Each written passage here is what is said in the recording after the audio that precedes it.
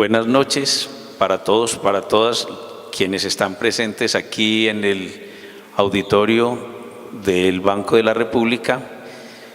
Bienvenidos y bienvenidos a los que nos están siguiendo a través de streaming por el Facebook, que creo que hay un grupo importante de personas que nos están siguiendo. Este encuentro de Caleidoscopio, Miradas para la Ciudadanía, que es un evento que hacemos más o menos cada mes desde el Departamento de Humanidades de la Universidad Católica de Pereira, hace su cierre del año en esta noche. Y para nosotros, en el Departamento de Humanidades y el Banco de la República, que es el convenio que tenemos para estos encuentros, pues es muy interesante, muy importante contar con la presencia hoy de una invitada especial y que ha hecho, pues, creo yo, que estén ustedes presentes en este recinto. Queremos seguirlos invitando para el año entrante a los encuentros que vamos a tener y seguramente cuando ustedes firmen tendremos los correos de ustedes para irles contando los eventos que vamos teniendo y les agradecemos que o estén o nos sigan a través de los medios que tenemos para que ustedes se puedan informar y recibir pues las conferencias o los encuentros que vamos a tener. Hoy el encuentro está muy leído desde el trabajo que venimos haciendo en la Maestría de Estudios Culturales de la Universidad Católica de Pereira y por eso le voy a dar la palabra a Fabián Villota, profesor del Departamento de Humanidades y director de la Maestría en Estudios Culturales, para que presente nuestra invitada. Bienvenidos todos y todas. Gracias, Fabi. Buenas noches a todos. Tenemos un placer infinito, espero que ustedes sientan lo mismo de tener a Catherine acá después de una persecución de varios meses. Y de verdad es un placer tenerla aquí. La maestría en estudios culturales viene pensando hace rato convertirse en una forma, una modalidad distinta de encontrarnos más allá incluso de la academia. De hecho, coincidimos con el Banco de la República y dentro de la programación del Caleidoscopio que también organiza el Departamento de Humanidades, y nos pareció la excusa perfecta y quizá la más impertinente o pertinente para poder hablar de lo que vamos a hablar hoy aquí. De Catherine Walsh creo que más todos tenemos claro quién es. Me gusta contar la experiencia que la lleva hasta aquí o que nos lleva hasta ella aquí. Le estaba contando que la primera vez que la vimos fue en un congreso de antropología por allá en el año 2003 en Bogotá. Estaba vestida impecablemente de blanco y nos sacaron de la Universidad Nacional los sonidos estridentes de las papas bomba de los estudiantes de la Universidad Nacional. Eso fue en octubre, a propósito incluso del día del 12 de octubre. La segunda vez que supimos de ella era a propósito de una investigación que estábamos haciendo en la frontera con los indígenas Ahuá. Otra vez aparecía una y otra vez reiterada en la biografía acerca de estos indígenas. Y esta vez a propósito de la maestría en estudios culturales, que hemos querido traer a todas las voces, a varias voces que nos puedan comentar aquí. Mil gracias a la profesora Catherine por estar acá, por venir a Pereira, y a ustedes por estar aquí. La profesora nos va a acompañar durante todo este fin de semana. El viernes y el sábado estará orientando el seminario de investigación para los estudiantes de la maestría.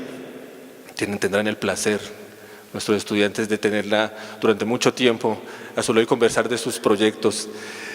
Y creo que no hay tiempo más pertinente para que ella venga a hablar a nuestro país que los tiempos que corren.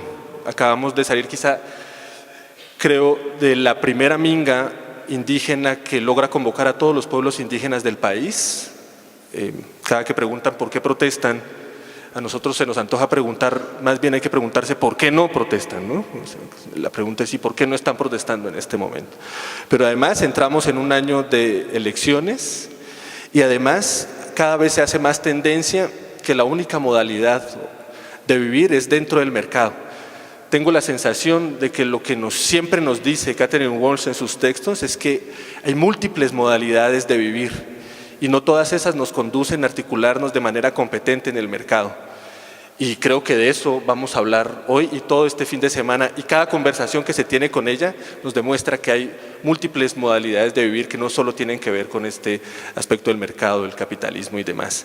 Así que nuevamente bienvenida, nuevamente muchas gracias, y a ustedes por venir. Me encanta ver a los jóvenes aquí y a nosotros, los otros jóvenes, también ocupando los puestos de atrás. Muchas gracias y bienvenida de nuevo, ¿eh? Muchas gracias, Fabián 1 y Fabián 2. Realmente es un placer para mí estar con ustedes hoy y en estos próximos días.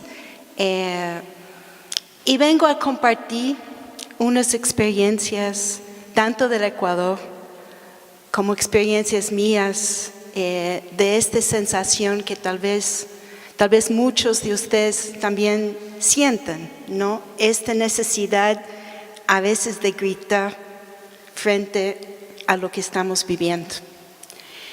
Y de cómo buscar algo de esperanza en esos momentos cada vez más complicados. En este país, pero también en Ecuador, también en este territorio que podemos llamar América Latina, Abayala, Afro-Latinoamérica, como queremos llamarlo. Tal vez muchos de ustedes saben que yo vivo en Ecuador casi 25 años, ¿no? Obviamente no soy ecuatoriana, crecí en Estados Unidos, pero por distintas razones de la vida hice la decisión de ser inmigrante del norte al sur. Y con este proceso de inmigración, de pensar desde acá. Para mí eso es mi apuesta política, ¿no? Obviamente no corto lazos con familia en otras partes, sino de pensar desde y con estas tierras. Creo que es lo que necesitamos cada vez más en esos tiempos. Entonces, lo que yo quiero compartir esta noche, en parte son mis gritos, que tal vez son gritos también de ustedes, ¿no? Y vamos juntando esos gritos para que nos escuchen. A la vez buscando cómo agrietar, cómo construir fisuras en este sistema. Yo digo que hace muchos años atrás dejé de pensar en la posibilidad de transformación de todo, ¿no? Muchos que tuvimos una formación marxista en un momento pensamos en la gran revolución. Pero creo que la experiencia de la vida nos enseña que no sucede así. Entonces, cada vez más pongo mi atención en lo que llamo las grietas, las fisuras, esos espacios pequeños donde vamos abriendo algo distinto. Entonces, de compartir mis gritos, las formas de construir o agrietar, y también pensar en las siembras, cómo podemos sembrar algo en esos momentos a veces de tanto dolor y tanta frustración adentro, ¿no? Entonces eso es un poco el plan de esta noche, y ojalá que después de compartir algunas cosas tenemos el tiempo para conversar y dialogar entre los que están presentes. Y muchas gracias por estar aquí.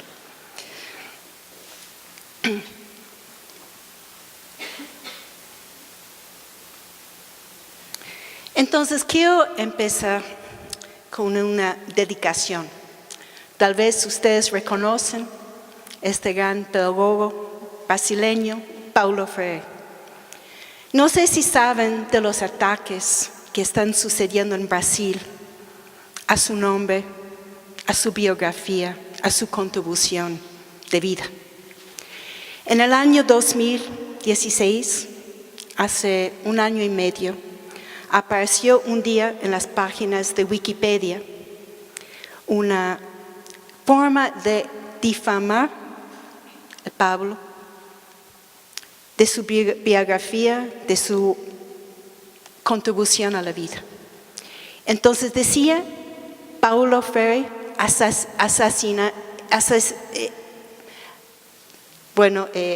estoy pensándolo en portugués, asesinar conocimiento. O sea, la persona que va matando el conocimiento. Aparece en letras grandes ¿no? En la página de Wikipedia.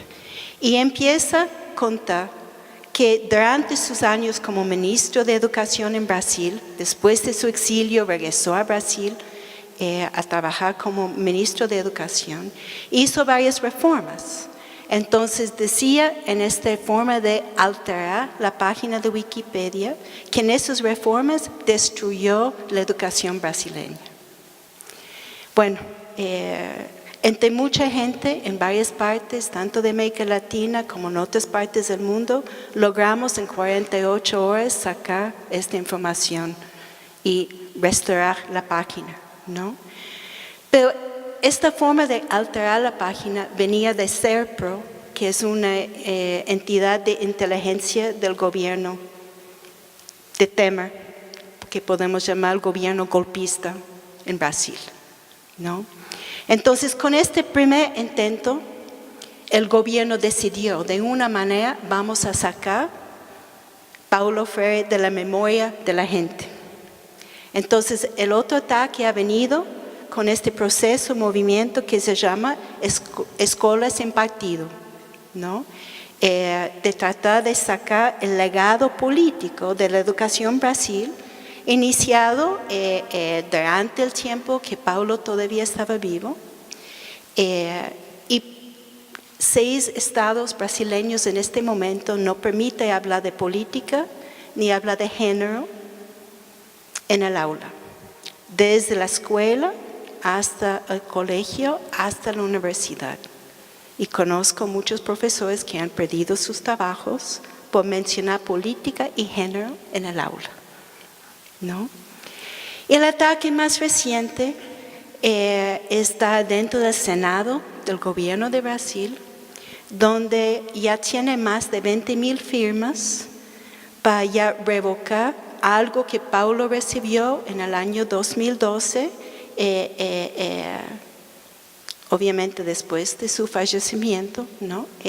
Pero reconocido como patrón, como persona muy importante de la educación en Brasil. Un reconocimiento oficial del gobierno. Entonces, con esas firmas, lo que propone el gobierno es sacarle de la memoria, ¿no? Entonces, hay una campaña en este momento en toda América Latina apoyar esta memoria de Paulo. ¿Por qué inició ahí? Bueno, primero yo trabajé con Paulo personalmente durante 3 años cuando estuve en exilio. Coenseñamos seminarios, trabajamos juntos en programas de educación popular en la comunidad latino en Estados Unidos.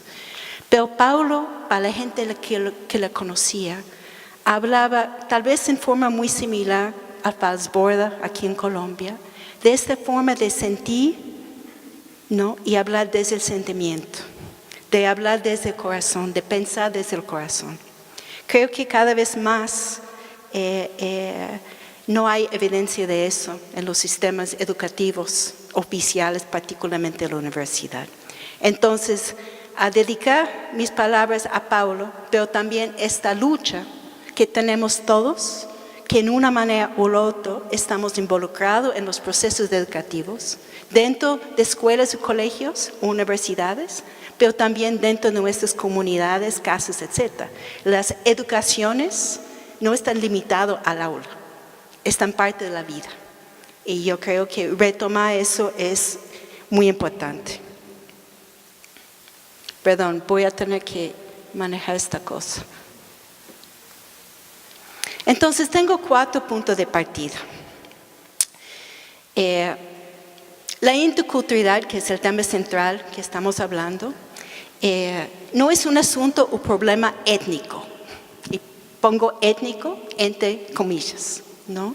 Sino de diferencia colonial, es decir, una diferencia impuesta desde hace más de 500 atrás, pero que sigue reproduciéndose. Es un tipo de diferencia que es ontológica, afecta el sujeto, la sujeta, el ser, pero también es política, es epistémica y es de conceptos de cómo entendemos este entretejer entre naturaleza, territorio, existencia, vida. Entonces vamos a ir conversando un poco sobre eso. Mi segundo punto, la interculturalidad y la decolonialidad, que vamos a explicar un poco en el transcurso de la conversa esta noche, caminan juntas. Ambos son verbalidades, es decir, algo de acción, no simplemente un sustantivo, ¿no? Que luchan por transformar las lógicas del poder dominante que pretenden controlar. Seres, saberes, territorio, vida, etc.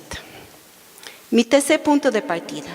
La interculturalidad pensada y legislada desde arriba, incluyendo aquí en Colombia, es funcional al poder, a sus intereses políticos y económicos. Y finalmente, la interculturalidad pensada y accionada críticamente y desde abajo, es decir, desde esos espacios que cuestionan el poder, desde márgenes, desde las grietas, desde las fronteras, ¿no es cierto?, donde tal vez muchos y muchas presentes nos situamos. Desde abajo puede ser una estrategia y una herramienta o instrumento en la lucha por agrietar este sistema y sembrar vida, esperanza, dignidad. Entonces, a partir de eso,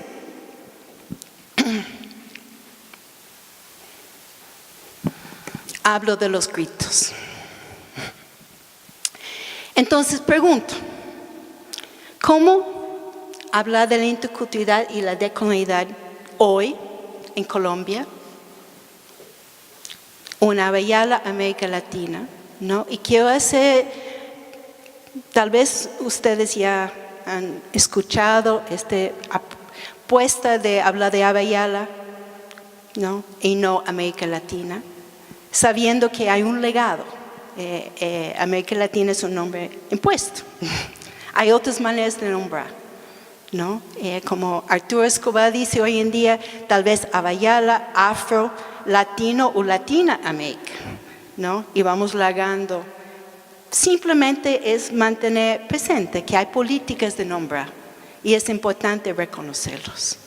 Entonces, en este lugar, ante la violencia, el silenciamiento, la guerra a muerte actual, que es capitalismo global.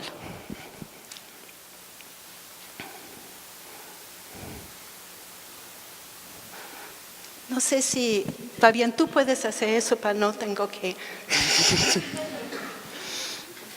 Entonces, mis gritos empezaron hace tiempo atrás, pero particularmente empezaron a tomar forma en 2014.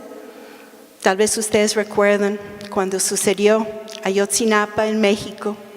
Yo estuve unas semanas después en la UNAM, en un evento. Y al iniciar mis palabras, mencioné y dije, ¿cómo podemos no hablar de lo que acaba de suceder en Ayotzinapa? Una escuela normal, una escuela de formación de maestros, conocido en México como cuña de pensamiento crítico, ¿no? Que muchos saben que en esos institutos pedagógicos, particularmente en espacios rurales, es cuando la gente empieza a cuestionar sus propias condiciones de vida y pensar críticamente. Y Ayotzinapa fue uno de esos lugares, es uno de esos lugares. Con el evento que sucedió, con desaparecer esos chicos que están en este cuadro, y cuando yo le mencioné en este evento grande en UNAM, una parte de la audiencia salió. Y el vicerrector que estaba sentado a mi lado me dijo, no hablamos de estas cosas. Hay un silencio, hay un silenciamiento. Hay cosas que podemos decir y cosas que no debemos decir. Y por el hecho que dije algo, entonces recibí unas amenazas después. Entonces ahí yo dije, esos gritos que tenía adentro, que tenía miedo de dejarlos salir, empezaron a salir por la boca, pero a veces gritos que uno no escucha, pero están ahí.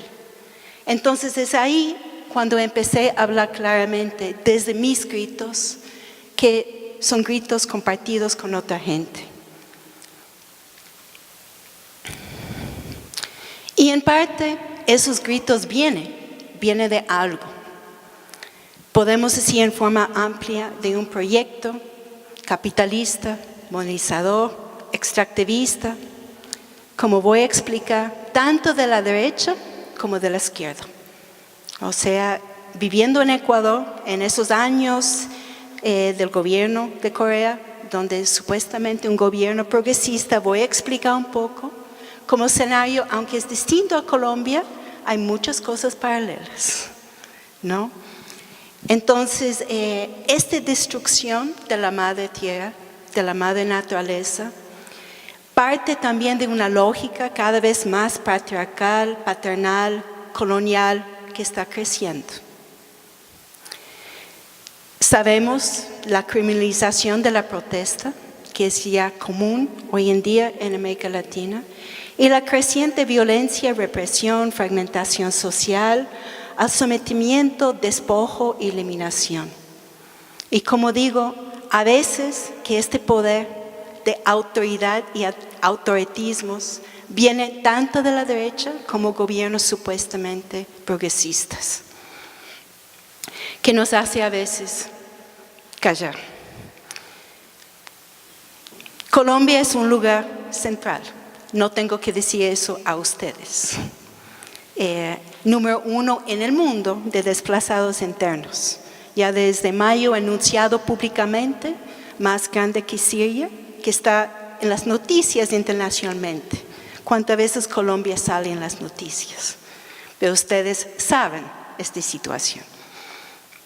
Entonces pregunto también, frente a esta situación de desplazados, de despojados, ¿no? De desterritorializados, ¿cómo, en qué manera la interculturalidad a veces sirve como un tipo de pantalla de humo, ¿no? Las políticas interculturales de los municipios, no sé, en esta ciudad, tal vez hay también, del gobierno central, donde la interculturalidad a veces intenta tapar el problema real. Es una forma simple de hablar de las cosas sin decir nada y muchas veces no cambiar la estructura o el sistema que sigue desplazando, despojando, desterritorializando. Entonces, pensamos que aquí en Colombia, pero en toda América Latina hoy, la mayoría de los desplazados y despojados viven en territorios ricos en recursos naturales, petróleo, minería, monocultivos, proyectos como en Buenaventura de megaturismo, de nuevos puertos, ¿no? Y la gente tiene que ir para que el progreso viene. Entonces, en esa imagen, si veamos a este lado del crecimiento económico, la Alianza Pacífico, ¿no? Entre el presidente Santos, la presidenta de Chile, el expresidente de Perú y lo de México, ¿no? Donde el argumento de crecimiento económico es la forma de desarrollar, de modernizar, de progresar. Pero al otro lado de la pantalla vemos los jefes, ¿no? De los gobiernos llamados progresistas. Eso fue cuando todavía Cristina estuvo en el gobierno en Argentina. Entonces, con Maduro, con Cristina, con Evo y con Rafael Correa. Entonces, el argumento es lo mismo. De cómo salimos de la pobreza, no del empobrecimiento, sino de la pobreza, es por medio del extractivismo. Entonces, desde el lado progresista y desde el lado, podemos llamarlo neoliberal, ¿no? Están juntos en este proceso de extraer los recursos y despojar a la gente, haciéndonos recordar de esta historia colonial que sigue caminando. Entonces, si veamos esos tres mapas, eso es un ejemplo de cómo este modelo extractivo, depredador, pero también que habla de integración latinoamericana, sigue siendo el mayor causa de despojo y desplazamiento, ¿no? Entonces, en el mapa con el fondo azul, esos son los territorios de mayor crecimiento de minería, de petróleo, de gas, de fracking, de monocultivos, palma africana, etcétera, etcétera, etcétera, agroindustria y proyectos de megaturismo. En la mitad podemos ver esos corredores de IRSA, que es el proyecto de infraestructura de integración de América Latina, donde el proyecto es conectar todos esos territorios marcados en el mapa amarillo, ¿no? Para permitir no integración entre pueblos, sino crecimiento económico y facilitar eso. Entonces, como hemos venido hablando un poco en esos días con ambos Fabianes, esas formas que vi hoy día también desde la Virginia aquí cerca, ¿no? Y cómo están construyendo esta gran conexión con Buenaventura, ¿no? Planes de conectar Tumaco con Belén en Brasil, ¿no? Entonces todo eso es una manera que podemos decir donde el crecimiento económico tiene que eliminar gente, tiene que eliminar pueblos, tiene que despojar, ¿no? ¿Y dónde va esta gente? Entonces es como que todavía hay esta noción que empezó en la colonia y que sigue dándose, que alguna gente es desechable, que podemos sacarle de sus tierras, tomar esas tierras, mandarles a otras partes y tal vez mejor que desaparezcan, ¿no? Entonces con esos proyectos que podemos ver en el último mapa ahí, aquí con un depósito de oro, aquí cerca, ¿no? Y la minería. Entonces con este mapa de Colombia muestra cómo las empresas mineras en Colombia casi cubren todo el espacio territorial.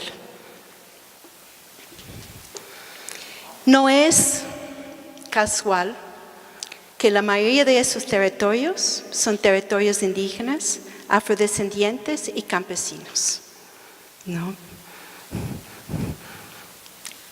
Entonces hay claramente una política de racialización de quienes podemos eliminar. En eso, y parte de mis gritos o gritas, son de esas luchas por defender la tierra, el territorio, la naturaleza y la vida. ¿Cuánta gente aquí en Colombia? En esos últimos días, la Minga, ¿no? Que va juntando pueblos que mencionó Fabián al inicio. En cuántas comunidades afrodescendientes aquí en Colombia la gente organiza, ¿no? Protesta en contra de esos procesos de desterritorialización y despojo. Y recordando también Berta Cáceres, una mujer lenca, indígena, de Honduras, que también fue asesinada por esta lucha. Tampoco es casual que la mayoría de gente liderando las luchas de defender la tierra, la madre naturaleza hoy, son mujeres. Si uno empieza a hacer este mapeo en la América Latina, Afro-Latinoamérica, hoy, mujeres están liderando la lucha. Entonces eso también quiere decir mucho de esas mujeres que también pierden sus vidas a pesar de esos discursos de la interculturalidad. Se cortó un poco, pero está bien. Entonces, en este mismo, mis gritos salen de esta cuestión del cuerpo como campo de batalla.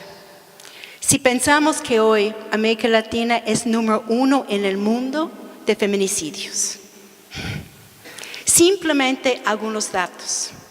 En Perú, una mujer matada cada 4 días. En Bolivia, cada 3 días.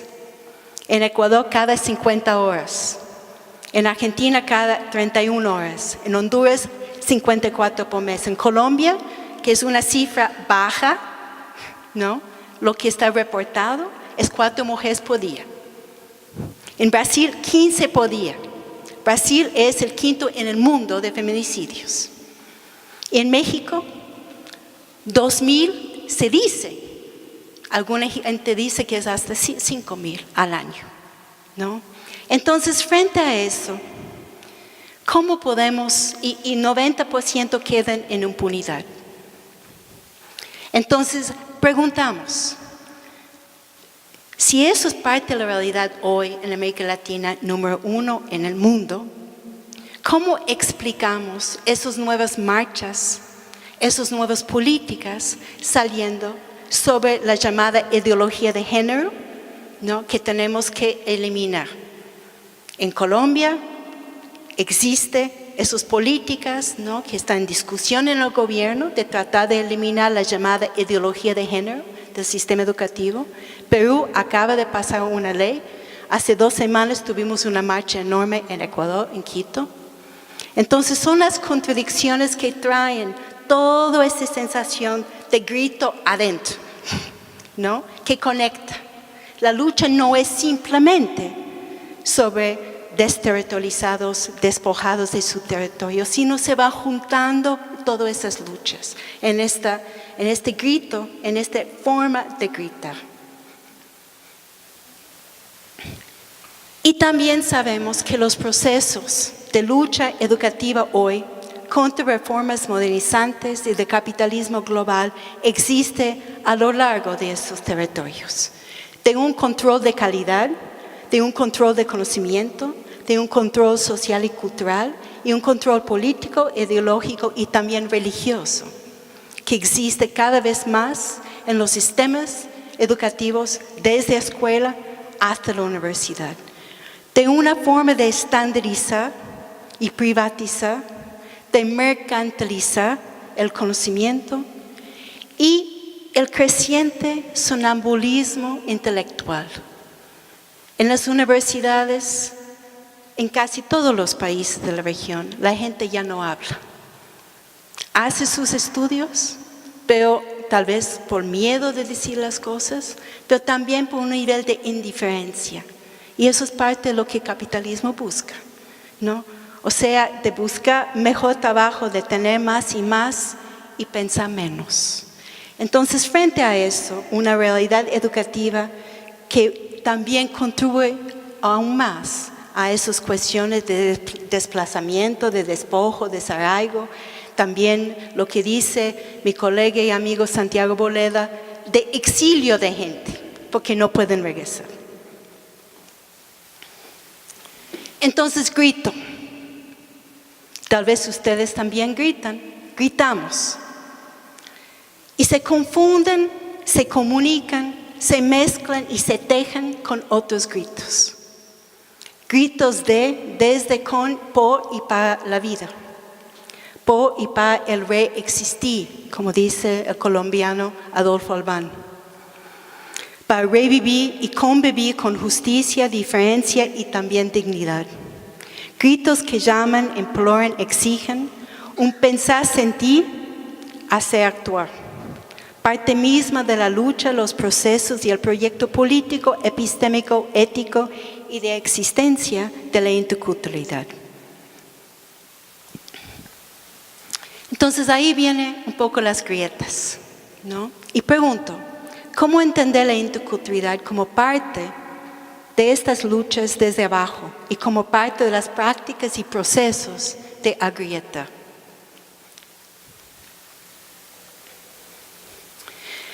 La interculturalidad no es una invención académica, sino nace en Colombia y en Ecuador en la década de los 80s, cuando ambos espacios de CRIC en Cauca, el movimiento indígena, y también la CONAI en Ecuador, el movimiento indígena, empiezan a hablar de la interculturalidad como un proyecto, un proceso, una práctica de transformación radical. No simplemente para comunidades o pueblos indígenas, sino para el conjunto de la sociedad. En eso, de romper con esta historia hegemónica de una civilización, cultura y poder dominantes, y también para construir otras relaciones, articulaciones y condiciones de poder, de saber, de ser y vivir distintos. Eso es muy importante.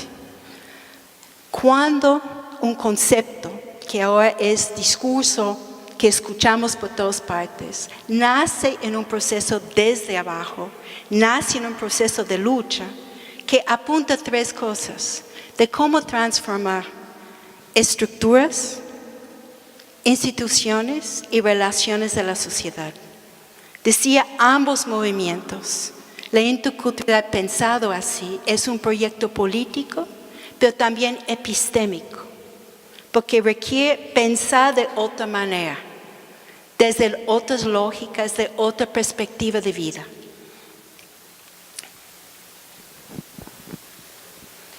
Entonces, en eso, de ir pensando tanto el problema de la continuidad colonial, como también la necesidad de reivindicar, de fortalecer lo propio, tanto en términos de lengua, de pensamiento, conocimiento, educación, territorio, organización, etc., pero transformar el orden social incidiendo en esta sociedad, es decir, agrietando, abriendo grietas, ¿no?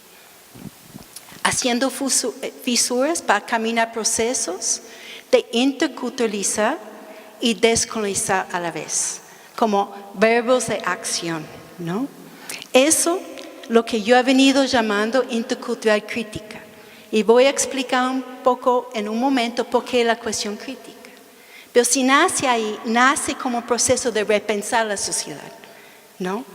Repito, no simplemente para pueblos y comunidades indígenas, ni tampoco para el campo, sino para todos, ¿no?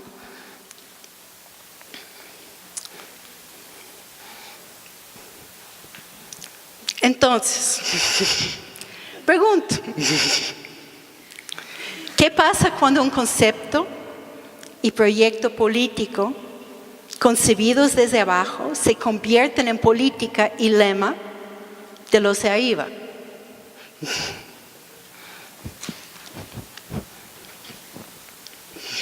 Que conocen esos tres hombres. Entonces, en el año 2013, el 12 de octubre, una fecha interesante, Santos dice, un diálogo cordial y intercultural, sin radicalismos extremos, espacios de concertación para unir esfuerzos para obtener los mejores beneficios para sus comunidades, ¿no? Y otra vez en la misma fecha, en 2014, dice, sigamos avanzando todos juntos por un nuevo país, un país diverso que celebra su interculturalidad. Entonces pregunto, con esta versión de interculturalidad que celebramos todos, que todo el mundo se lleva bien, ¿no? Es como vaciarlo de significado total, hacerlo funcional al sistema y los intereses de poder. Voy a darles 3 ejemplos del Ecuador, ¿no? Es interesante cada vez que vengo a Colombia o que voy a otros países de América Latina, todo el mundo piensa que Ecuador es un ejemplo de maravilla, con un gobierno progresista que habla o hablaba de la revolución ciudadana, ¿no? Pero para los que vivimos en Ecuador tenemos otro cuento. Eso no quiere decir que no ha pasado cosas positivas, sí. Pero también hay muchas cosas que fuera del país no se sabe. Entonces, en este afán de darles unos ejemplos concretos, desde la experiencia vivida mía en Ecuador, ¿no? De mostrar cómo la interculturalidad va funcionalizándose, siendo funcional al sistema de poder. ¿Ya? Entonces, en esos 3 ejemplos, el primero viene de la eliminación de la educación bilingüe. Ecuador es un ejemplo muy interesante. Fue el único país en toda América Latina donde la educación intercultural bilingüe indígena nació del movimiento indígena y fue en manos de control, o sea, de autonomía del movimiento durante muchos años. Durante los 10 años del gobierno de Rafael Correa, eliminó esta autonomía, esta forma de protagonismo del movimiento y empezó a cerrar escuelas comunitarias. Me imagino que eso es algo muy similar aquí en Colombia. La escuela de la comunidad es un lugar no simplemente de educación, sino es un lugar de juntar a la gente, ¿no? Que la gente siente que la escuela es parte de la vida, ¿no? En 2 años serán 10,000 escuelas comunitarias en Ecuador. Con este afán de hacer lo que se llama fusión educativa, ¿no? De modernizar la educación, porque si recuerdan esta imagen, ¿no? Del crecimiento económico en un lado y el otro lado eliminación de la pobreza. Entonces el argumento es que las escuelas comunitarias contribuyen a la pobreza de pensamiento, porque los niños no están pensando con el conocimiento universal. Entonces, con este proceso de meter todos los niños juntos en la misma escuela, tenemos lo que se llama escuelas de milenio. Entonces, hasta el momento hay 54. En un momento había un plan de 900. No creo que van a llegar a eso, pero son escuelas muy lindas, muy modernas, con toda la tecnología, aunque la mayoría de los docentes no sabe cómo utilizarlo, porque nadie les enseña cómo utilizar. Pero está ahí. Escuelas grandes, donde hay hasta más de 1,000 estudiantes, que vienen de varias comunidades, pero todavía no hay un sistema de transporte. Entonces, algunos niños y niñas tienen que caminar 4 horas a llegar a la escuela y sus mamás y papás deciden, no, o sea, es peligroso caminar 4 horas. Entonces, el nivel de asistencia escolar ha bajado radicalmente, los niños quedan en la casa y a veces las comunidades están rehaciendo sus escuelas comunitarias fuera del marco del gobierno, ¿no? Pero las escuelas muy bonitas. No es casual que la mayoría de esas escuelas, y principalmente las primeras construidas, fueron en zonas donde siempre ha existido una fuerte movilización y resistencia social, incluyendo en zonas al lado de los recursos naturales estratégicos. Entonces, segundo ejemplo relacionado son las nuevas ciudades de milenio. Entonces, cada escuela de milenio ya tiene una ciudad. Eso fueron construidas inicialmente en la Amazonía. En la Amazonía ecuatoriana, similar a la colombiana, ¿no? Hay mucha extracción, explotación de petróleo y principalmente en la Amazonía en comunidades originarias de raíz indígena. Entonces, este plan es construir esos casas de cemento de bloque, ¿no? Muy lindos, con calles pavimentadas, aunque no hay carros, donde no permite tener huertas o chacras, no permite tener animales, y que pone una pared atrás para que la selva quede afuera, que nadie ve lo que está atrás de la pared. En esas escuelas ciudades muy bonitas, con todos los servicios básicos, es interesante hoy en día, ninguno de esos servicios básicos funciona porque no planifican cómo es construir en la Amazonía. Las familias tuvieron que salir de sus comunidades, de sus territorios, a vivir de forma obligada en esas ciudades de milenio. mandar a sus hijos a la escuela del milenio y supuestamente dejar la vida no desarrollada atrás, llegar al desarrollo, llegar a la modernización, llegar al progreso, porque ahí la gente sale de pobreza. La gente inicialmente que fueron a vivir ahí, poco a poco se fueron escapándose, hicieron un huequito en esta pared y pasan y regresan a la selva. Entonces muchas de esas ciudades hoy quedan abandonadas. Pero es parte de una política de interculturalidad del gobierno.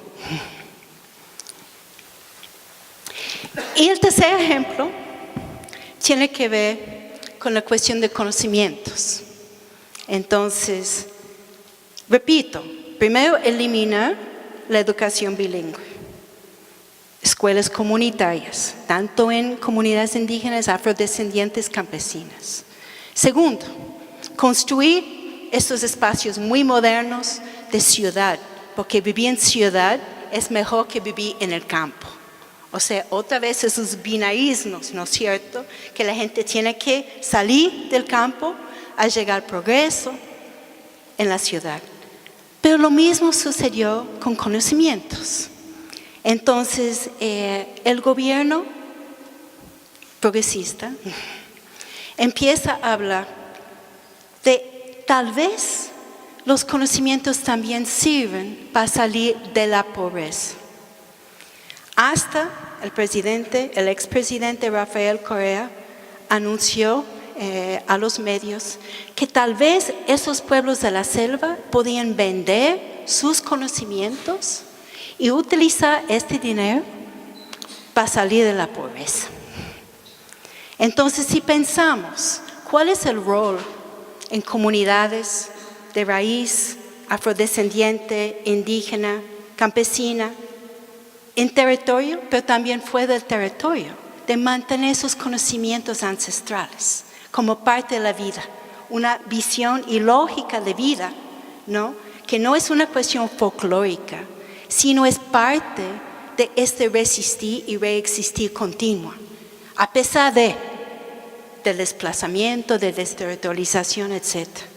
Entonces, utilizar los conocimientos de esta manera y finalmente pasar una ley que se llama Código Orgánico de Economía Social de Conocimiento e Innovación, o el Código Ingenios, ¿no?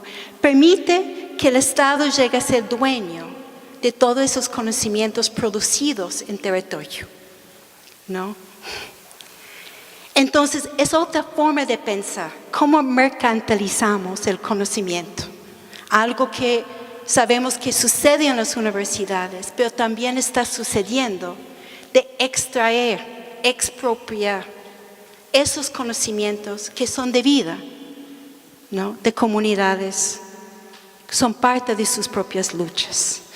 Entonces, en esta imagen que pueden ver aquí abajo, dice, tal vez no pueden verlo bien, un posgrado en Europa a cambio de sus recursos naturales.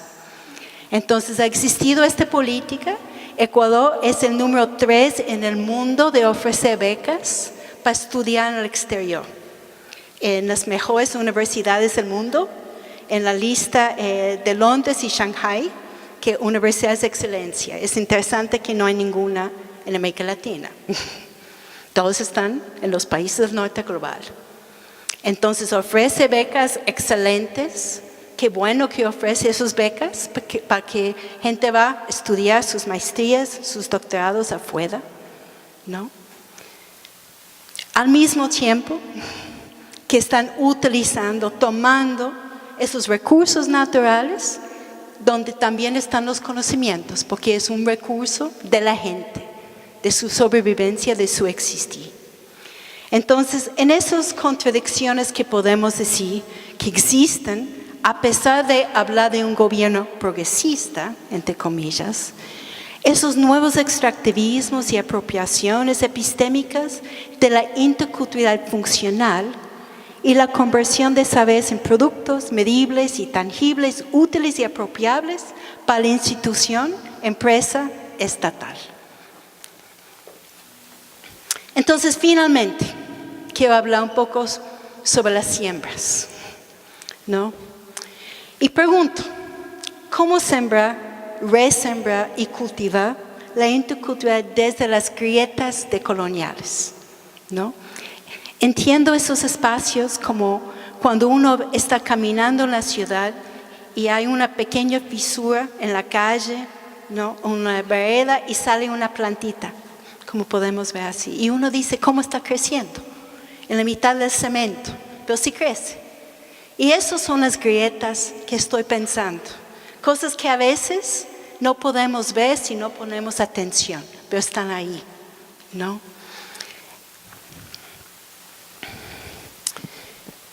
Luis Macas, un líder histórico del movimiento indígena del Ecuador, dijo, la experiencia y la historia nos han hecho caer en cuenta que vivimos una interculturalidad colonizada, vista y creada desde una lógica occidental y colonial.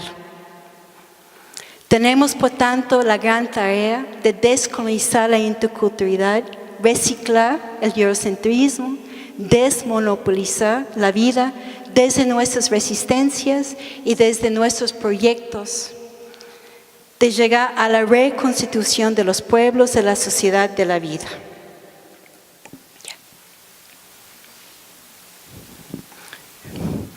De manera similar, el Juan García Salazar, que está al lado derecho de la pantalla, que falleció hace unos pocos meses atrás, y conocido como el abuelo del movimiento afroecuatoriano, como autoidentificado como el obrero del proceso, siempre hablaba de esos espacios casa adentro y casa afuera. O sea, lo que podemos hacer dentro de un espacio, de un pueblo, de una comunidad, sea en el campo, pero también en las ciudades, o sea, espacio donde hay esta confianza de trabajar juntos, versus el espacio casa afuera. Y Juan siempre decía, tenemos que trabajar ambos. En parte, eso es la interculturalidad, entendido críticamente, de fortalecer lo propio, fortalecer los espacios de resistir y reexistir adentro, pero también hacerlo en alianza, en coalición con otra gente, porque si no, no vamos a marchar en este camino de construir algo distinto. Y Juan identificaba una figura que podemos decir que es parte de su familia, pero también ha llegado a ser simbología de muchos pueblos del Pacífico, muchos pueblos negros o afrodescendientes hoy. Y eso es Abuelo Zenón. Abuelo Zenón fue su abuelo, pero también hoy en día es reconocido como abuelo del proceso afropacífico en el norte del Ecuador que conecta con el sur de Colombia, porque este espacio no es de frontera, sino como decían los abuelos y las abuelas, la raya, porque la gente se mueve y es la misma gente, no, a pesar que alguien dibujó una línea. Entonces, una de las siembras más productivas, decía Abuelo Zenón, y de más largo alcance que nuestros y nuestras mayores y mayores hicieron en los territorios ancestrales es sin duda la siembra del saber y del hacer cultural que nuestros ancestros traían en el zumbo de la cabeza. El zumbo de la cabeza es la parte que uno no ve. Decía que las mujeres que venían de África metían semillas en el pelo, ¿no? En el cabello. Pero Juan decía, y Abuelo Zenón dice, no en el pelo, porque sabemos que cortan el pelo, ¿no? En todo el proceso horrible de la trata. Pero estaba adentro y que nadie podía ver. Y que llegaban a este territorio para sembrar esta semilla. Y eso es lo que sigue la resistencia, la reexistencia, la forma de vida continua, ¿no? En eso siembra nos permitió, decía Abuelo Zenón, volver a ser en los mismos espacios donde no habíamos sido. es decir, construir vida en esos territorios como parte del exilio, ¿no?, que implicaba la diáspora africana. Y Vilma Almeida, ¿no?, del tejido de comunicación de Cauca, también habla de esta interculturalidad otra, desde abajo, que camina la reexistencia, la dignidad y la vida. Dice Vilma, tejer la interculturalidad otra desde la diversidad integral, que en últimas apunta a revitalizar los pensamientos críticos y las prácticas propias para defender a la madre tierra, para fortalecer las resistencias y las autonomías y para gestar otros mundos posibles y necesarios. Pero también las siembras casa afuera. Desde los zapatistas y las zapatistas dicen, necesitamos cultivar nuevos semilleros de pensamiento crítico. La semilla que cuestione, que provoque, que aliente, que impulse a seguir pensando y analizando. Algo que no existe hoy día en las universidades, o cada vez menos. Por eso la importancia de ese espacio de estudios culturales aquí en la Universidad Católica, ¿no? Uno de los pocos espacios que podemos decir que tiene este afán de sembrar. En eso podemos hablar de semillas, de sembríos y semilleros que interculturalizan y descolonizan. Y quiero poner énfasis en eso. Es decir, la interculturalidad no es un sustantivo, no es un punto de llegada, ni una condición que hemos logrado, sino es una lucha continua, ¿no?, que va junto, camina junto con el proceso de descolonizar, que hacen cuestionar, desafiar, transgredir y interrumpir esas lógicas y racionalidades que existen y que vienen desde arriba, que están permeando prácticamente todos los espacios de vida hoy, ¿no? De nuestros estudiantes, de nuestras universidades, que no solamente animan de estudiar sobre, sino de pensar con y desde. Y creo que eso es tal vez uno de los desafíos más grandes que tenemos hoy. De sembrar vida. Este sembrar vida no es simplemente en espacios de comunidad rural, sino también en la sociedad en general y las ciudades en particular. De sembrar vida como práctica y intervención política, pero también epistémica, de cómo pensar, con qué conocimientos estamos aprendiendo, pensando, y de qué manera esos conocimientos dan un impulso de construir una vida distinta, de pensar de otra manera y no caer en esta forma de mercantilizar el conocimiento que hoy es el proyecto de la mayoría de las universidades y sistemas educativos en América Latina. En eso vamos juntando gritos, vamos ensanchando, abriendo más las grietas para así dar luz a esperanzas pequeñas. Cosas pequeñitas, pero da esperanza. Germinando y cultivando formas de estar, de hacer, ser, sentir, mirar, pensar, saber, caminar y existir y vivir muy otras. Es eso que estoy pensando yo, desde mi actuar y en esta conversación con ustedes, de esos gritos, esas grietas, esas formas de tal vez dejar unas semillas para sembrar algo distinto, que tal vez podemos ir pensándolo como interculturalidad y decolonialidad juntos.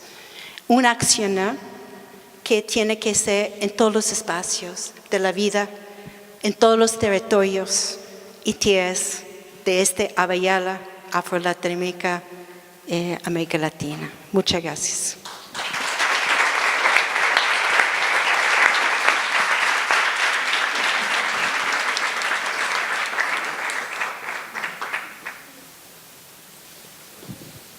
Bueno, vamos a dar espacio a la conversación.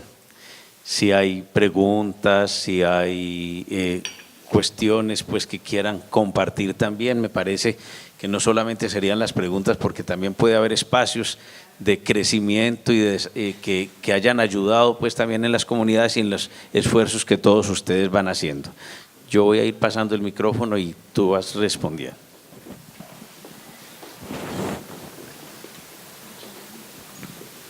Muy buenas noches, soy Javier Antonio Sánchez Flores, soy de las víctimas de la violencia, representante del Consejo de Cultura Municipal, veedor del Consejo.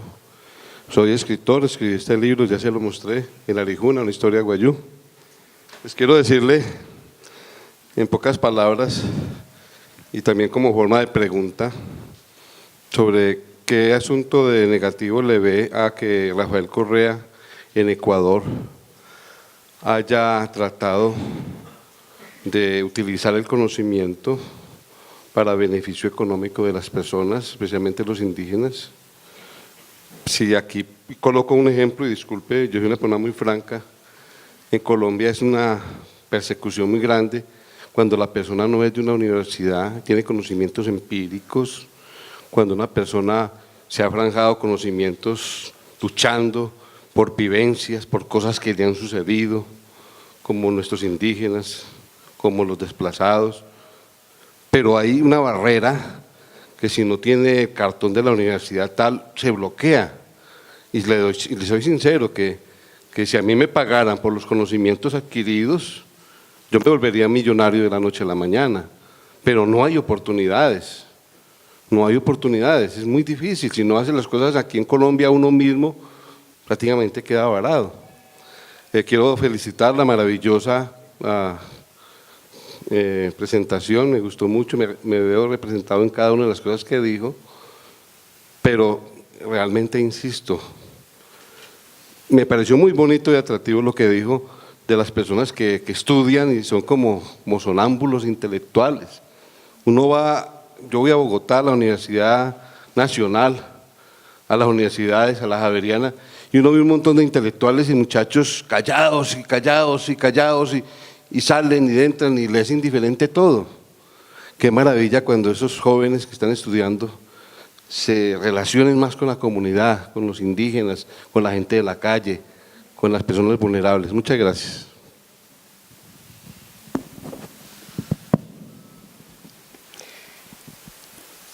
Podemos decir que tal vez es positivo que el gobierno del Ecuador reconoce, ¿no es cierto?, no simplemente saber, sino conocimiento ancestral. Y es importante hacer esta distinción, porque sabemos que en el mundo del occidente, que ha tratado de controlar el conocimiento, siempre ha puesto conocimiento y ciencia acá y saber acá. Es decir, que saber es algo local, es algo cultural, mientras que el conocimiento y ciencia está acá. La Constitución del Ecuador, ¿no?, de 2008, donde tuve la posibilidad de participar en la asesoría de esta Constitución, es fantástica como documento, porque habla, ¿no?, de conocimientos tecnológicos, científicos, que también son ancestrales. Es decir, que da el conocimiento ancestral el estatus científico y tecnológico desde su propia lógica, ¿no? El problema es cuando eso llega a ser una cuestión de mercantilizar, es decir, como un instrumento de capital de vender. Lo que permite, lo que fue discutido con esta ley, ¿no?, es que individuos pueden vender. Si el conocimiento ancestral es colectivo, no tiene dueño o dueña, ¿cómo es posible que un individuo dice, mira, yo voy a vender esta planta, porque esta planta ofrece puede ser un patente para curar el cáncer? Y gana bastante plata individualmente.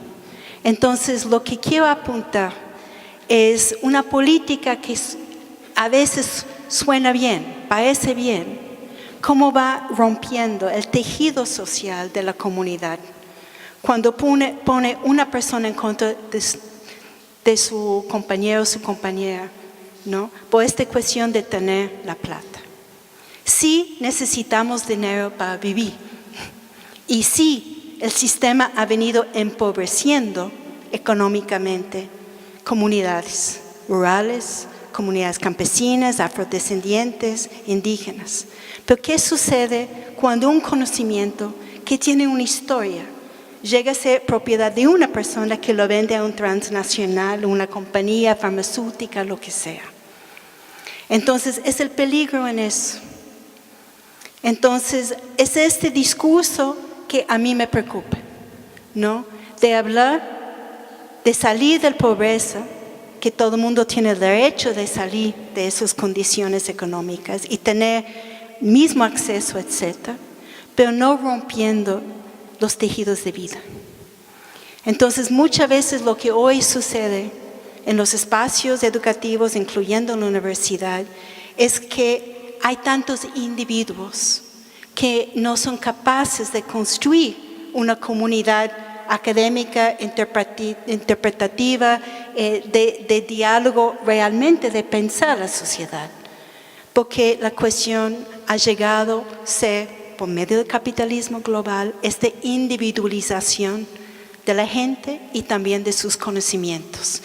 ¿Qué puedo hacer con mi título para tener más? ¿No? Yo creo que también hay otras preguntas que podemos hacer en la vida. ¿Qué implica vivir bien? No simplemente con más dinero en el bolsillo, pero con otras condiciones que permite vivir, ¿no? Yo creo que son esos elementos en tensión. Entonces, de evidenciar como un gobierno llamado progresista, que sí, de hecho, ha hecho cosas positivas, pero también hay una manera de poco a poco romper esos tejidos sociales, tejidos territoriales, de utilizar los recursos que son parte misma de la noción de naturaleza del territorio, ¿no? Para beneficio de individuos y beneficio de los intereses de poder. Y muchas veces bajo la lema o el discurso o la política de la interculturalidad. Tomamos en cuenta los pueblos indígenas, tomamos en cuenta los afrodescendientes y los campesinos, ¿no? Simplemente para que puedan participar más en el sistema de capital global.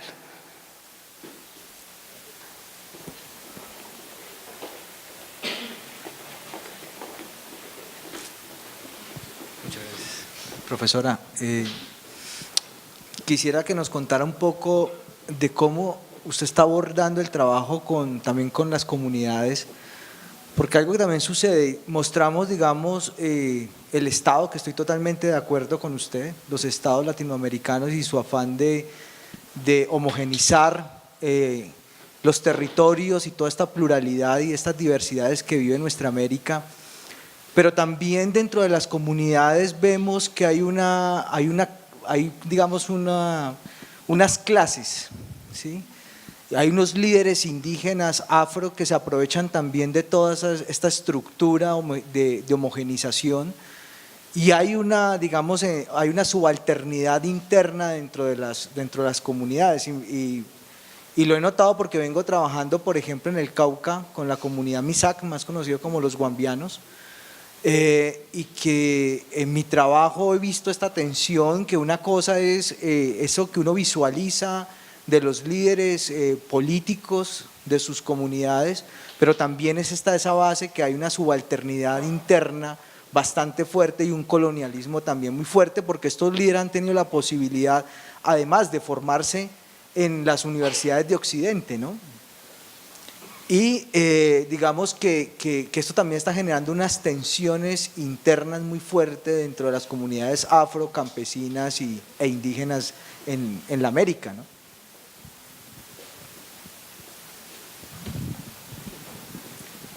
La comunidad no es un espacio de utopías.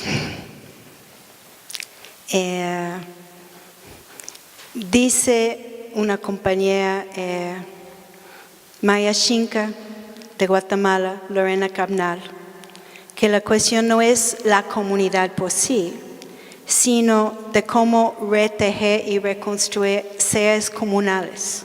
Es decir, el ser comunal, de no pensar simplemente yo, sino pensar con otra gente. Ningún espacio hoy está fuera de la modernidad, ninguno. De la forma de atacar o entrar en espacios comunidades, en espacios comunales, ha sido también parte de la estrategia. Entonces la corrupción de muchos dirigentes y líderes, ¿no?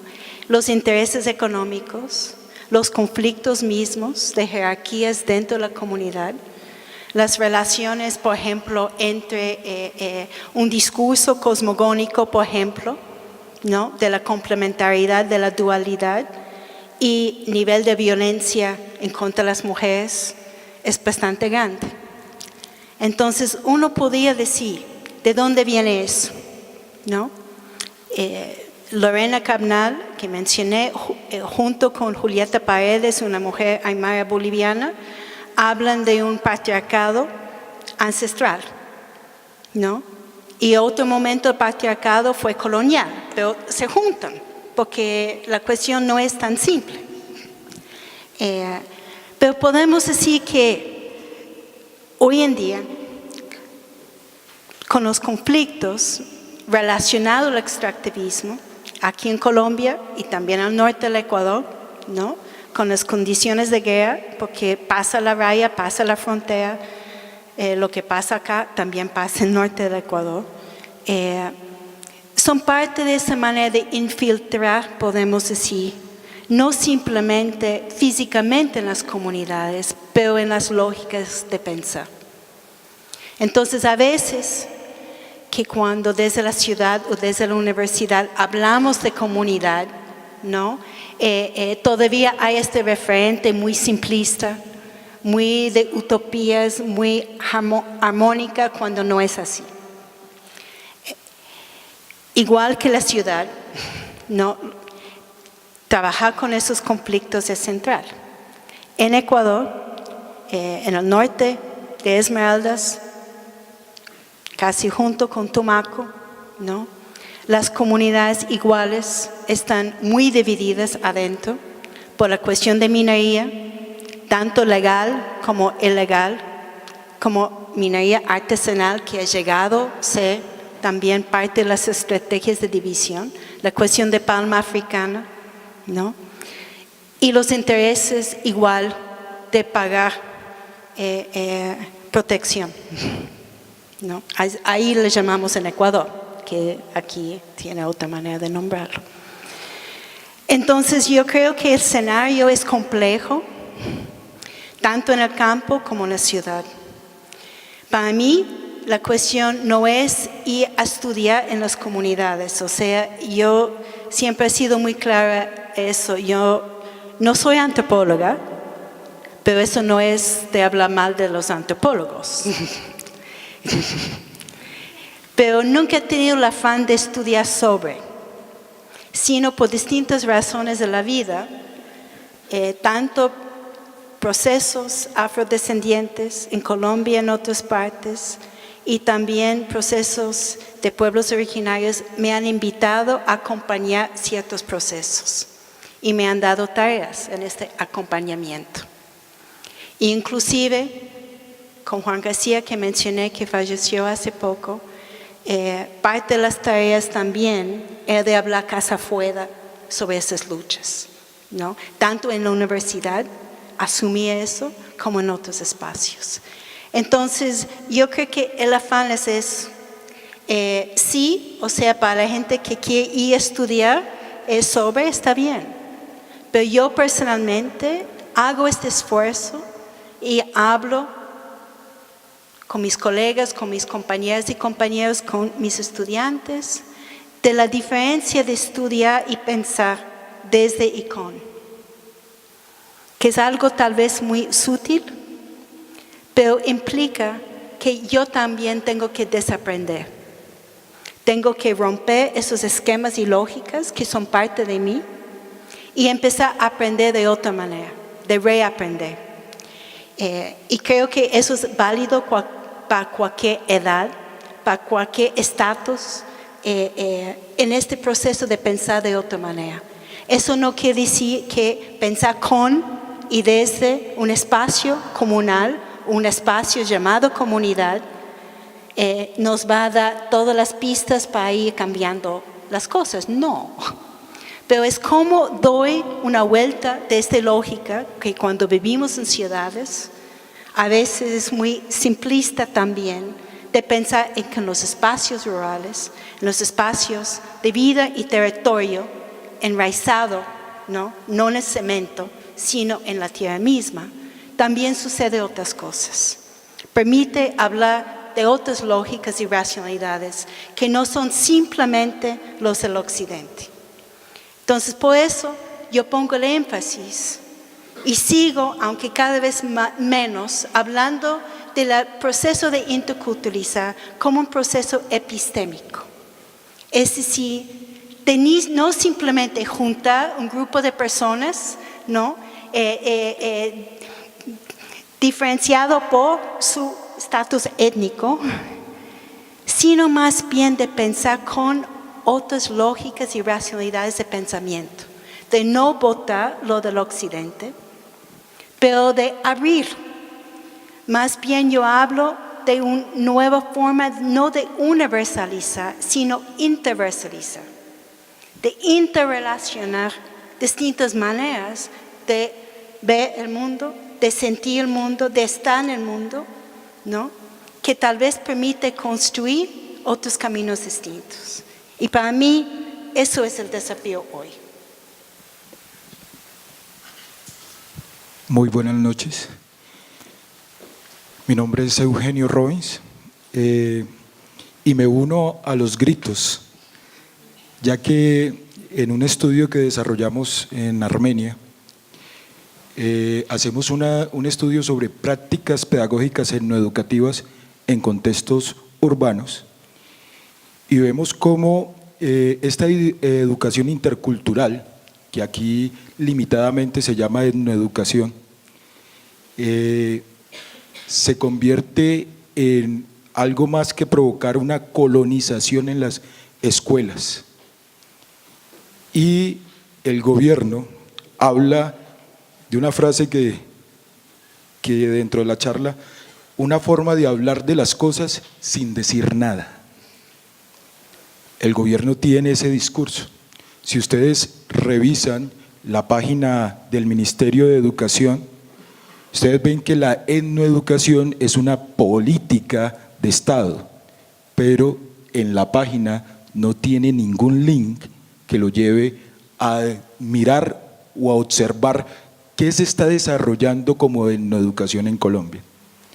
Entonces, de verdad, es una forma de colonizar un poquito más lo que se está haciendo en las instituciones educativas de todo el país. Yo les voy a proponer que hagamos 2 o 3 preguntas o intervenciones y para que ella conteste y terminamos. Entonces hay como 5 personas que quieren hacer las preguntas e intervenciones. Yo les permito que hagamos o intervenciones o preguntas cortas para que podamos tenerle a la respuesta. Buenas noches. Pues agradezco mucho la conferencia. Yo tengo como un comentario un poco crítico, porque eso se trata pues estas conferencias. Los incas en su época, si hubiéramos hecho una investigación, eran los que estaban prácticamente, eran los que manejaban las tribus a su alrededor. Digamos que esos son los capitalistas actuales, o los aztecas. Es decir, lo que mi perspectiva de su exposición, yo veo 2 choques ahí. 1, desarrollo económico y capitalista y crecimiento del conocimiento científico. Cuestión en la que yo estoy muy de acuerdo. Lo estoy de acuerdo es con la manera en que se está aplicando el capitalismo y la manera en que se está utilizando el conocimiento científico. Sí, porque si un mundo Es decir, el crecimiento científico y capitalista ha logrado ciertas cosas en el mundo. No estoy diciendo que todo sea color de rosa. Y lo segundo que noté en la charla fue, está chocando ese capitalismo y ese crecimiento económico científico con lo que en varias diapositivas, que rescato muchísimo, la madre tierra, la Pachamama. Entonces, ¿cómo equilibrar? Hasta acá fue mi comentario y ya le voy a hacer la pregunta. ¿Cómo equilibrar ese desarrollo económico y científico, capitalista y colonialista, con la preservación del mundo natural y de la Pachamama? Muchísimas gracias. Una pregunta fácil. Buenas noches. Muchas gracias por estar aquí y a todas las personas que gestionaron para que ella nos acompañe hoy. Mi inquietud es desde mi área, soy docente de lenguas modernas de la Universidad del Quindío. Nosotros jugamos el rol de abogados del diablo acá porque enseñamos lenguas, culturas de Occidente, ¿sí? Inglés y francés, en nuestro caso, de la Universidad del Quindío. Desde nuestro grupo estamos comenzando a cuestionarnos sobre esta interculturalidad que desde un momento viene, por supuesto, de Occidente. La pregunta o solicitud es pistas para enseñar esta interculturalidad desde nuestro rol, que es las lenguas de Occidente, pero una interculturalidad que nos competa, porque somos colombianos, estamos acá en esta región aprendiendo unas lenguas, culturas de afuera, enseñándolas, porque bueno, es mi profesión, para los estudiantes es lo que ellos quieren hacer, pero ¿cómo hacer para no encasillarlos o continuar en esa, no sé, contribuir, si es la palabra correcta, a esa colonialidad? Bueno, todavía voy a recoger unas preguntas más, Catherine, para que cerremos. Muy buenas noches. Pues tengo como un comentario y también una pregunta, ¿no? Y es que algo que quería pues comentar es que efectivamente pues esta situación que usted pues está planteando, el capitalismo, pues es una cuestión muy sistémica, ¿no? Y es fundamental pues plantearnos un accionar desde todos los sentidos, tanto en el pensamiento, que de cierta manera pues la universidad ha seguido manejando el eurocentrismo, un pensamiento lineal, y pues hay que estar al margen de esto, ¿no? Y también es cierto el tema de cómo pues los conocimientos de las comunidades, porque de cierta manera yo lo llamaría también científico, como lo planteaba, el tema de las patentes prácticamente ha hecho que si usted no tiene dinero pues no puede acceder al mismo, y eso ha sido gravísimo, ¿no? O sea, las universidades ahorita se compiten por quién tiene mayores bases de datos para poder acceder al conocimiento, pues el último conocimiento que se está dando a nivel pues internacional. A mí algo que de pronto me cuestiona un poco, hace poco tuve la oportunidad de estar en Cali escuchando a David Harvey, pues un estudioso pues de economía política, y él planteaba que muchos movimientos de cierta manera pues sociales, políticos, lo que intentaban hacer era insertarse en el sistema. O sea, en vez de plantearse algo distinto, pues iban en dirección de lo que plantea el modelo económico y neoliberal. Y allí mi inquietud es que usted como intelectual, que de cierta manera pues ha sido muy crítica frente a estos procesos, ¿cómo ha hecho para manejar esa diferencia de cierta forma ideológica para acompañar estos procesos? O sea, ¿cómo ha sido el tema del debate y el cuestionamiento que en esta lógica capitalista efectivamente niega al otro, ¿no? ¿Cómo saber manejar esa situación? Esa es la inquietud. Y lo otro, pues también hago una denuncia, pues estoy súper preocupada pues ahorita con el tema de las elecciones, no estoy de acuerdo con el sistema electoral, pero Vargas Lleras dijo dentro de sus propuestas que vamos a realizar proyectos de interés nacional. Y efectivamente una de sus locomotoras es el sector minero energético, ¿no? El detalle es que si hacemos proyectos especiales de interés nacional, las consultas populares, todo lo que de cierta manera se ganó en la Constitución, aunque avaló pues el sistema neoliberal en el país, por lo contrario pues va a ser impuesto, ¿no? Que todavía se mantiene, ¿no?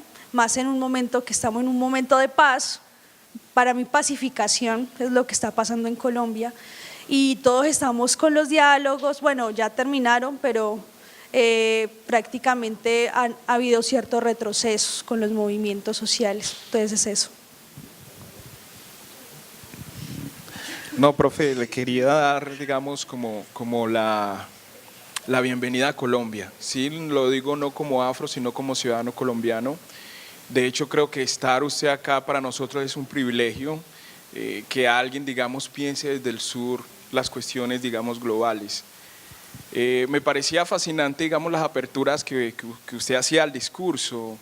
Me pensaba por allá, digamos, como en un viaje de músicas latinas, ¿cierto? Donde quizás está sonando un saxofón y otras cosas, pero en esas mismas lógicas, decía Héctor Lavoe, la gente viene y me escucha, pero no sabe si río o lloro.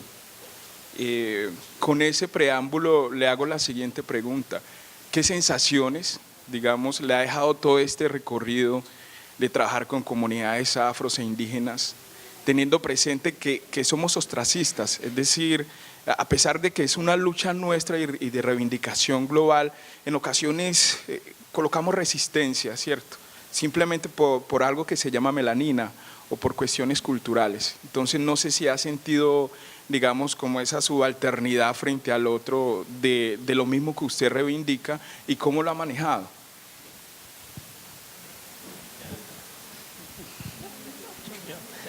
Buenas noches. Bueno, una preguntita muy puntual y es,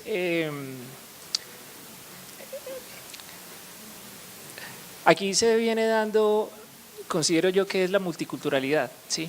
Más que la interculturalidad. Entonces, la pregunta es como cuál es su opinión frente a esto, porque no es incluso una cuestión local, es hasta pues, a nivel global, ¿cierto? Uno va a otros países y ve, son los guetos, no hay una interculturalidad. Uno entiende pues que la multiculturalidad en su momento pues era como una posición de resistir, ¿cierto? De hacer resistencia a esa interculturalidad deformada, ¿cierto? O mal vista desde arriba, ¿sí? Y entonces siente uno que estamos pues, se tiende a esto, aquí en la ciudad se tiende a eso también, a la multiculturalidad, pero no hay interculturalidad. Entonces quería saber esa opinión. Solo esto. Última bola aquí.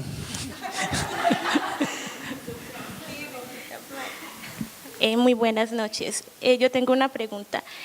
¿Cómo hablar de interculturalidad en zonas del conflicto, en este caso como Tumaco, soy de Tumaco, con problemas de discriminación? Entonces, como estudiantes, ¿cómo nos afrontamos a esa realidad? ¿Y cómo podemos contribuir al mejoramiento de nuestras comunidades, por en este caso Tumaco, por todo lo que está viviendo, el asesinato de líderes, el desplazamiento a Ecuador porque lo hacen desde Esmeraldas y todo eso? Entonces, ¿cómo podemos como estudiantes generar propuestas para cambiar estos? Bueno, tenemos como unas 2 horas para responder esto. Bueno, Katherine, tienes la palabra y vamos a ir terminando este encuentro. Bueno, muchas gracias por las preguntas y por compartir sus pensamientos. Creo que sí podemos seguir varias horas en esta conversa. Y voy a tomé algunas notas para ya tratar de no olvidar las preguntas y comentarios hechos. Si partimos de la cuestión de etnoeducación, ¿no? Y eso es interesante porque Ecuador, siguiendo Colombia, empezó a hablar de etnoeducación afro versus educación intercultural bilingüe indígena, haciendo la distinción, ¿no? El problema es cuando esta forma de educar pensado desde lo propio, desde los conocimientos de lo propio, llega a ser política del Estado. Entonces, en Ecuador, como mencioné, la educación intercultural bilingüe fue una reivindicación del movimiento indígena, de la CONAI, En 88 lograron eso, de tener una política, pero manejado por las organizaciones nacionales indígenas. No, yo digo, tal vez parte de este agrieta o interculturalizar, ¿no? De tener un espacio reconocido supuestamente con presupuesto, aunque casi nunca recibía lo que tenía que recibir, pero con reconocimiento del gobierno, ¿no? Pero manejándolo propiamente. Y perdieron eso.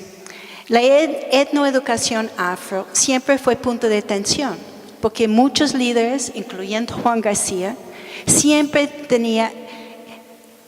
mencionaba este peligro de entrar en política del Estado, porque va a perder su elemento crítico propio que permitía hacer otra cosa. Hoy en día hay los inicios de un intento de tener una oficina de etnoeducación afro dentro del Ministerio de Educación, con mucho debate y conflicto dentro de las comunidades.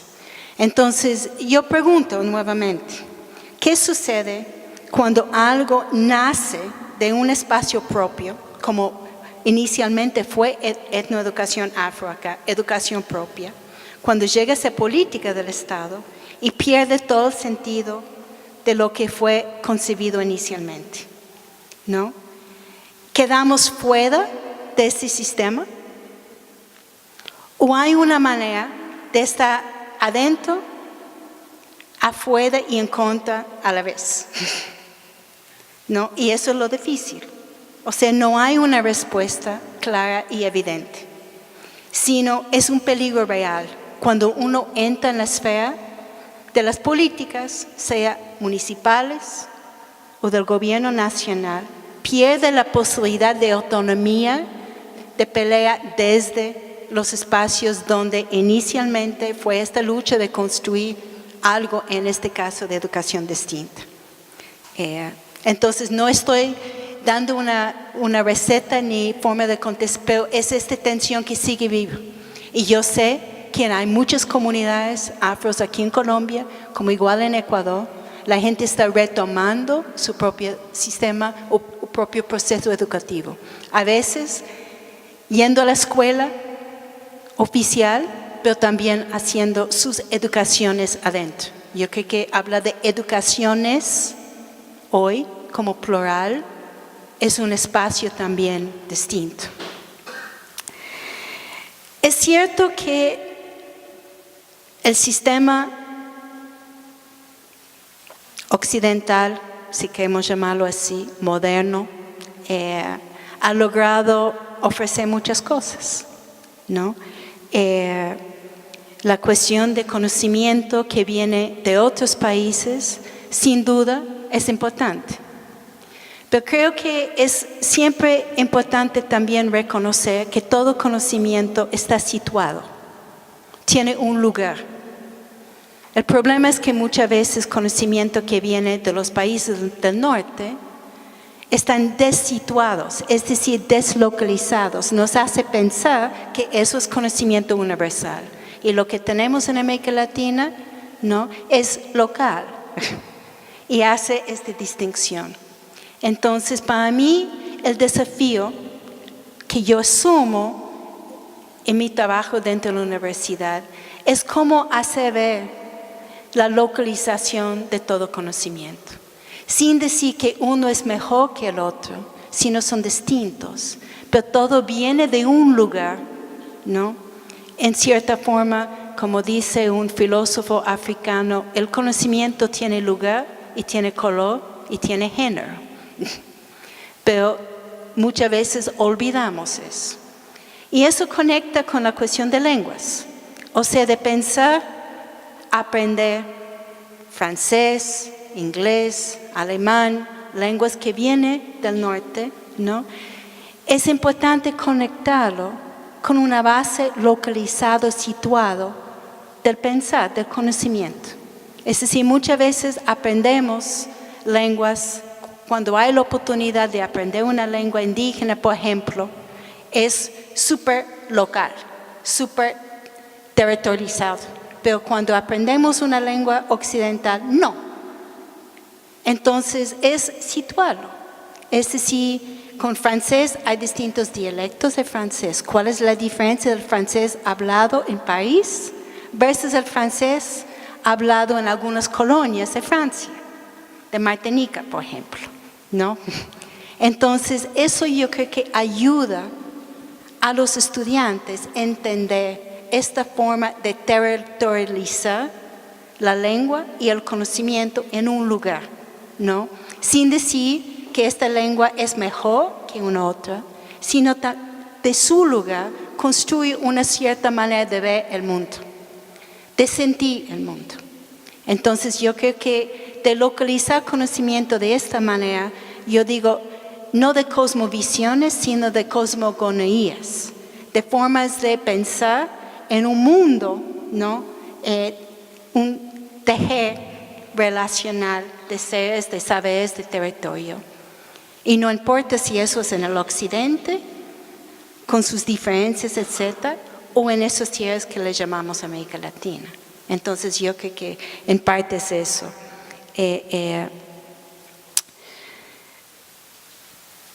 La cuestión de cómo una lógica capital también niega el otro o la otra. Yo creo que es importante pensar que el neoliberalismo introdujo otro momento de multiculturalismo. O sea, hay gente que habla sobre una lógica multicultural del neoliberalismo. Neoliberalismo necesita incluir. Eso es muy distinto, podemos decir, ¿no? En los momentos antes que llegó neoliberalismo a América Latina, ¿no? Que llegó más o menos en los años 80, al inicio de los 80, que empieza a reconocer derechos a veces colectivos o derechos individuales, pero derechos étnicos, entre comillas, ¿no? Que es parte de esa noción de incluir, de reconocer a todos, de decir que todos tienen derecho, aunque derechos diferenciados, porque el sistema necesita incluir todo, porque todo el mundo tiene que consumir y ser parte si esta fase neoliberal va a funcionar. Es en este momento donde podemos decir que inicia un proceso distinto de interculturalidad y multiculturalismo, ¿no? Regreso a la idea que mencioné. La interculturalidad, entendido críticamente, nace en las luchas sociales. No es una propuesta política de gobiernos ni tampoco de la academia, aunque ha sido utilizado y hoy en día es parte del discurso, ¿no? Entonces, ¿cuál es la diferencia? El multiculturalismo pensado desde este modelo neoliberal de incluir, reconocía individuos. Todos tienen derecho individual, ¿no? Derechos indígenas, derechos afros, etc.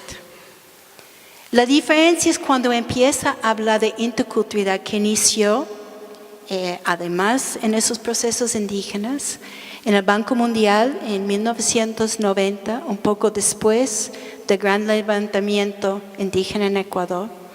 Banco Mundial establece lo que se llama su política para pueblos indígenas, utilizando Ecuador como primer ejemplo y luego teniendo una política para el mundo de pueblos indígenas en el mundo. Y el eje de su política fue interculturalidad. Es decir, tomó este concepto desde el movimiento y empezó a darle otra forma. ¿Cómo distinguir eso con multiculturalismo? Muchas veces es lo mismo, ¿no? Es un intercambio de palabras.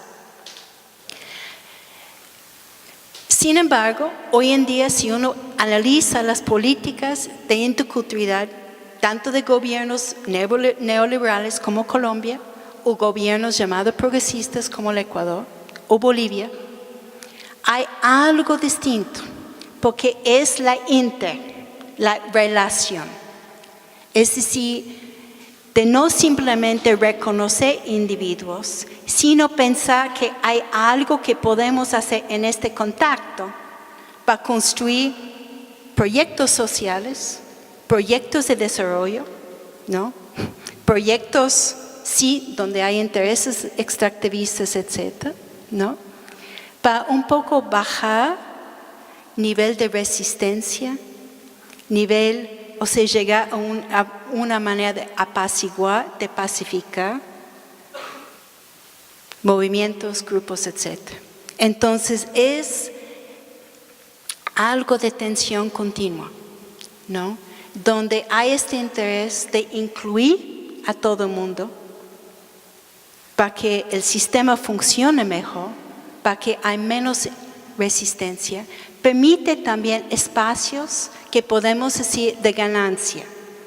Habla que hay una política intercultural, habla de una educación intercultural, apunta a algo distinto. En Ecuador hoy en día el sistema educativo nacional se llama educación intercultural. Uno pregunta, ¿cuál es la diferencia entre este sistema nacional en este momento con lo de hace 15 años atrás, sin este apellido intercultural?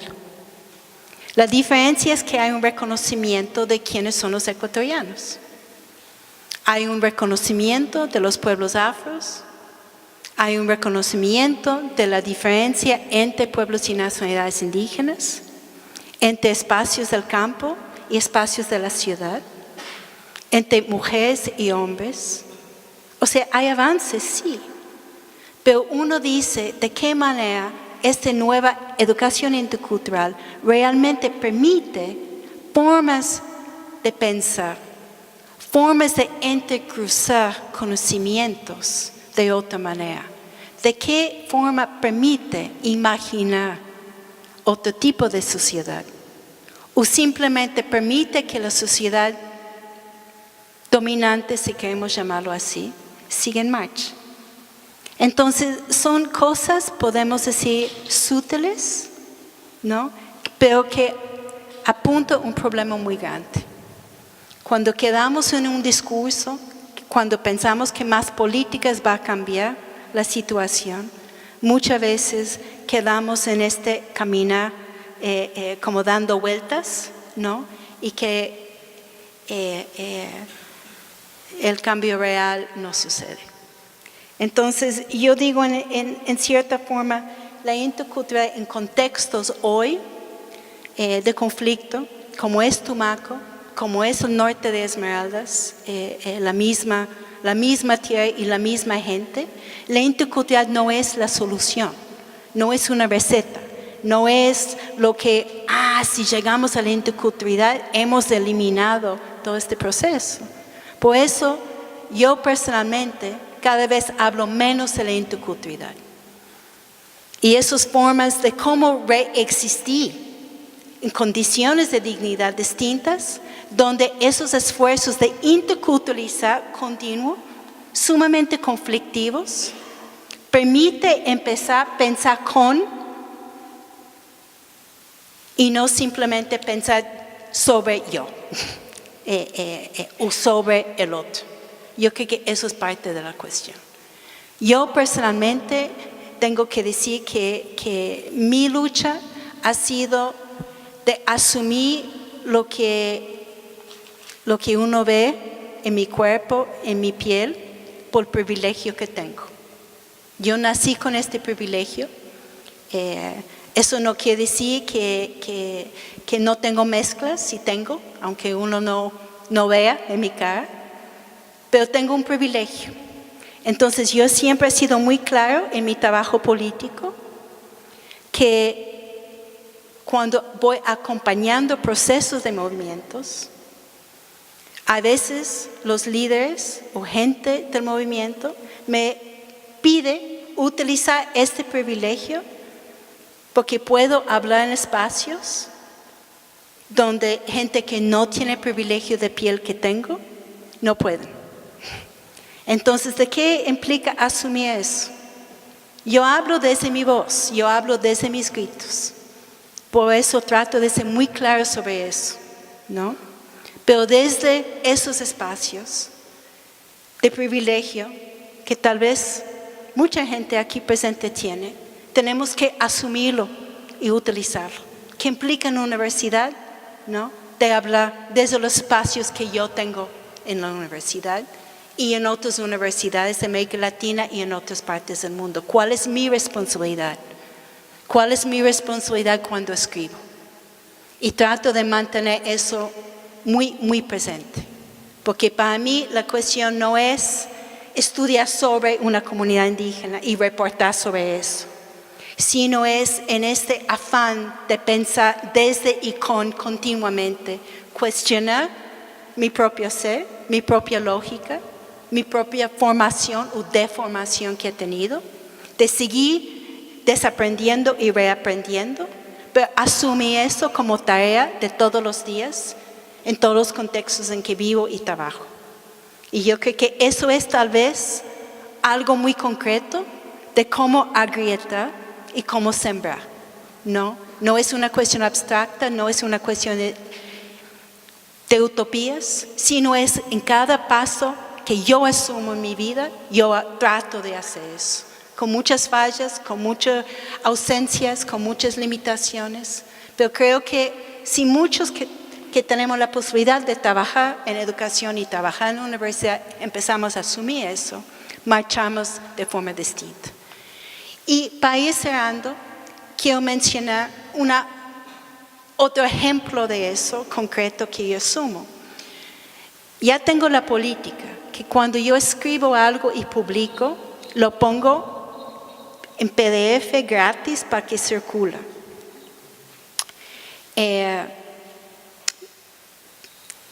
3 libros que traje y voy a dejar aquí en la biblioteca, pero están gratis en internet, porque es parte de la política. Hasta que he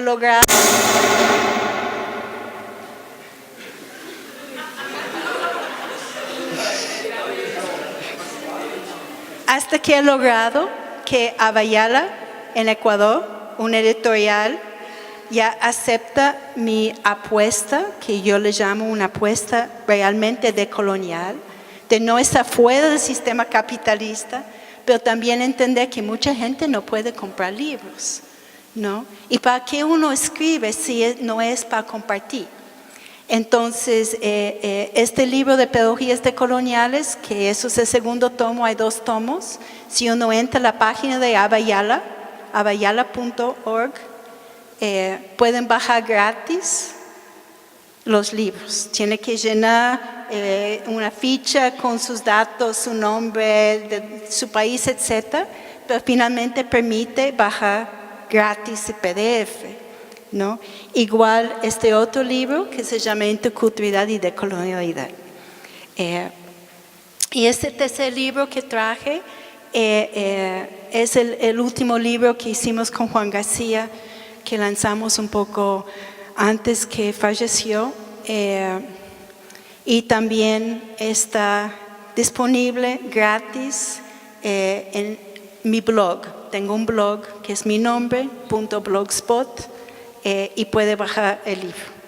Entonces, tal vez eso es una cosa pequeña, pero digo, como también la forma de vender libros de costo que la mayoría de la gente no puede comprar, es parte de esta política de mercantilizar el conocimiento, la conversación y de compartir particularmente entre países. Pocos libros de Colombia llegan al Ecuador y viceversa. Pero en esta forma de decir que el conocimiento es ahí, esos debates dentro del mundo intelectual, político, debería circular. Entonces, eso es otra manera que yo asumo como parte de mi responsabilidad de agrietar, de gritar y de sembrar.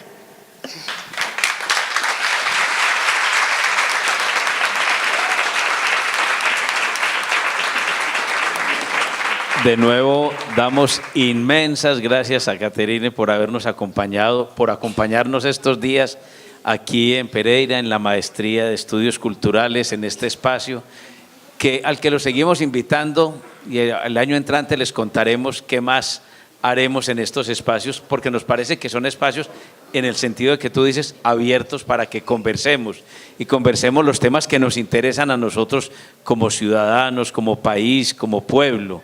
Entonces, los seguimos invitando a que formen parte también de esta búsqueda que vamos haciendo en la maestría de estudios culturales, porque no se construye porque la universidad lo haya colocado allí, se construye porque creo que podemos hacer juntos un camino que estamos iniciando y al que ya invitamos nosotros a Catherine para que comparta con nosotros y seguramente compartiremos más. Muchísimas gracias por la asistencia, un nuevo aplauso para Catherine y los esperamos, seguimos juntos. Muchas gracias.